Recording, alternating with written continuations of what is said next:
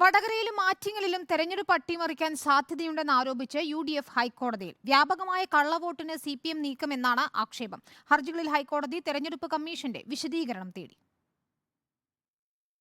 വടകര, ആറ്റിങ്ങൽ ലോക്സഭാ മണ്ഡലങ്ങളിലെ UDF chief election ഏജന്റുമാർ നൽകിയ ഹർജിയിലാണ് ഹൈക്കോടതിയുടെ നടപടി. UDFന്റെ ആക്ഷേപം ഗൗരവതരമാണെന്ന് നിരീക്ഷിച്ച ഹൈക്കോടതി 2 ദിവസത്തിനകം മറുപടി നൽകണമെന്ന് തെരഞ്ഞെടുപ്പ് കമ്മീഷന് നിർദ്ദേശം നൽകി. ജസ്റ്റിസ് ശോഭ അന്നമ്മ ഈപ്പൻ അധ്യക്ഷനായ അവധിക്കാല സിംഗിൾ ബെഞ്ചിന്റേതാണ് നടപടി. വടകരയിൽ കേന്ദ്രസേനയെ വിന്യസിക്കണമെന്നാണ് UDF ചീഫ് ഇലക്ഷൻ ഏജന്റ് നൽകിയ ഹർജിയിലെ പ്രധാന ആവശ്യം.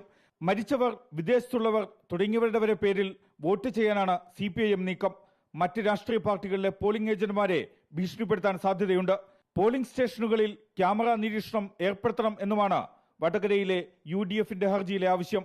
ആറ്റിങ്ങൽ ലോക്സഭാ മണ്ഡലത്തിൽ 1.62 ലക്ഷത്തിലധികം ഇരട്ട വോട്ടെന്നാണ് UDF ഹർജിയിലെ ആക്ഷേപം. വോട്ടർ പട്ടികയിൽ ഗുരുതര ക്രമക്കേടെന്നും വോട്ടിരട്ടിപ്പ് ഉണ്ടെന്നും UDF ആരോപിക്കുന്നു. ഇതിന്മേൽ തെരഞ്ഞെടുപ്പ് കമ്മീഷന് പരാതി നൽകിയിട്ടും നടപടി സ്വീകരിച്ചില്ല. നീതിപൂർവവും സ്വതന്ത്രവുമായി തെരഞ്ഞെടുപ്പ് നടത്താൻ തെരഞ്ഞെടുപ്പ് കമ്മീഷന് നിർദ്ദേശം നൽകണം എന്നുമാണ് UDFന്റെ ആവശ്യം.